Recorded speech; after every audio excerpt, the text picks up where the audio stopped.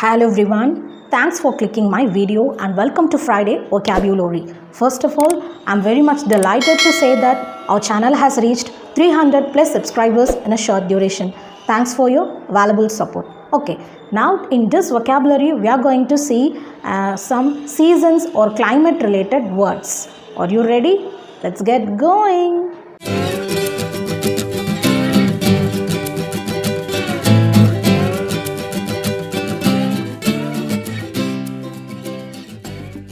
Welcome back.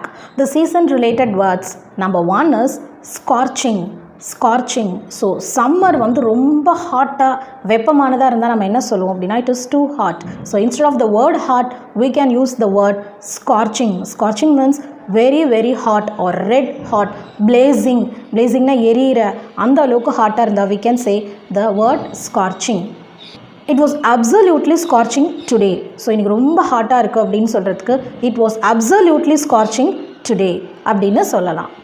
Tall trees give shade under the scorching sun.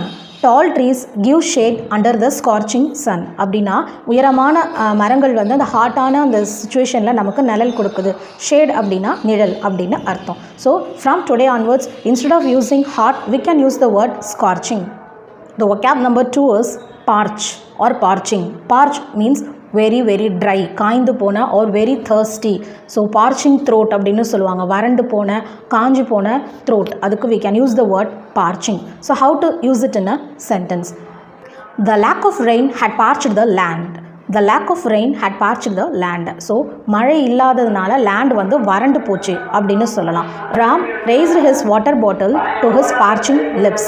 Ram raised his water bottle to his parching lips. So Ram வந்து water பாட்டிலை தன்னுடைய வறண்டு போன லிப்ஸ்க்கு நேராக கொண்டு போனான். That's the meaning for parched. Parched means வறண்டு போன. That's the meaning. So summer seasonக்காக ரெண்டு vocabularies பார்த்தோம். That is scorching and parching. Scorching, parching. Now rainy seasonக்கு நம்ம vocabularies பார்க்க போகிறோம். So that is drizzling. Drizzling. So மழை தூறதுக்கு என்ன சொல்லலாம் அப்படின்னா drizzling. It's drizzling outside. வெளியில் மழை தூறுது. It's drizzling outside, let's not get out. So it's drizzling outside, let's not get out. மழை தூறுது, நம்ம வெளியில் போவேனா. They went for a walk in the drizzling rain. They went for a walk in a drizzling rain. So மழை தூறும் போது அவங்க walking போனாங்க. That's the vocab number 5. So தூறுறதுக்கு பார்த்துட்டோம். மழை கொட்டுறதுக்கு என்ன சொல்லுவோம் அப்படின்னு சொன்னால் bucketing down or pour. Bucketing down or pouring. So bucketலேருந்து யாராச்சும் தண்ணி ஊற்றினா எப்படி இருக்கும்? So like that it's bucketing down or pouring. So ரெண்டு வேர்ட்ஸும் நம்ம மழை ஊற்றுறதுக்கு நம்ம சொல்லலாம். The rain is really bucketing down outside. The rain is really bucketing down outside. So மழை வந்து உண்மையாகவே அங்கே ஊற்றிட்டு இருக்கு அப்படின்னு சொல்கிறதுக்கு we can use this word bucketing down.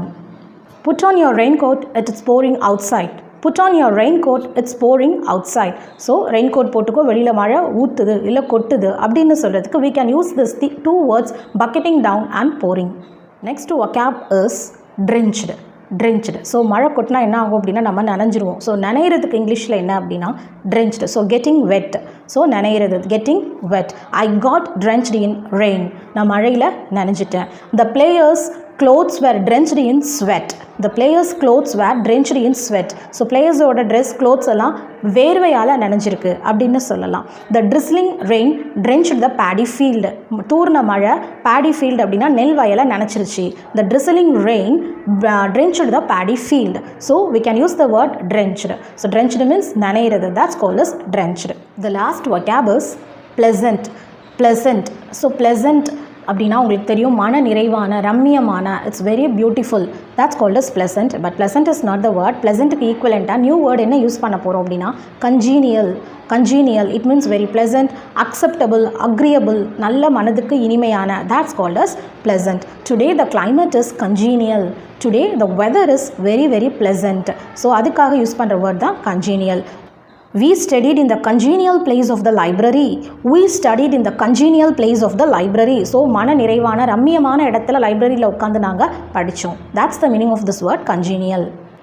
I have a congenial atmosphere to work in.